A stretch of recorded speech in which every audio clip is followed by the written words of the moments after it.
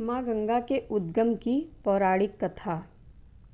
पौराणिक कथा के अनुसार राजा बलि नामक शासक ने भगवान विष्णु को प्रसन्न करके पृथ्वी लोक पर अपना अधिकार जमा लिया था और स्वयं को भगवान समझने लगा था। अहंकार में चूर होकर राजा बलि ने देवराज इंद्र को युद्ध के लिए ललकारा।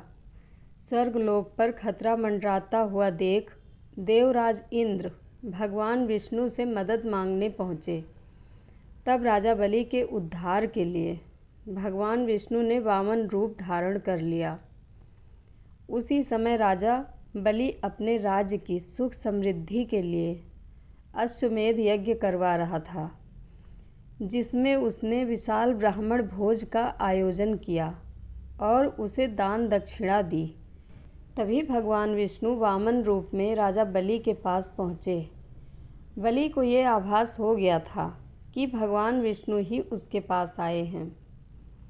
राजा बलि ने जब ब्राह्मण से दान मांगने के लिए कहा, तब भगवान वामन ने राजा बलि से 3 कदम जमीन दान के रूप में मांगी।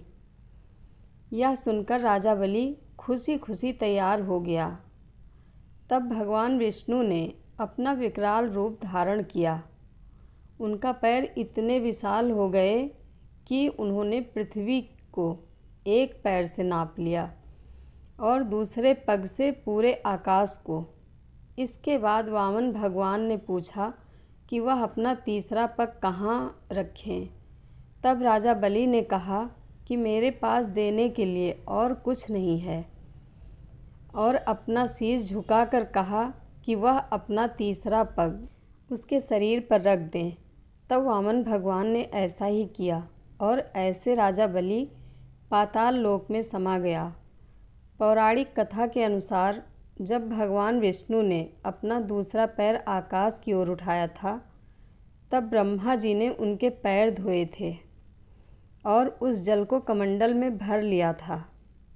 जल के तेज से ब्रह्मा जी के कमंडल में माँ गंगा का जन्म हुआ। कुछ समय बाद ब्रह्मा जी ने उन्हें पर्वतराज हिमालय को पुत्री के रूप में सौंप दिया था।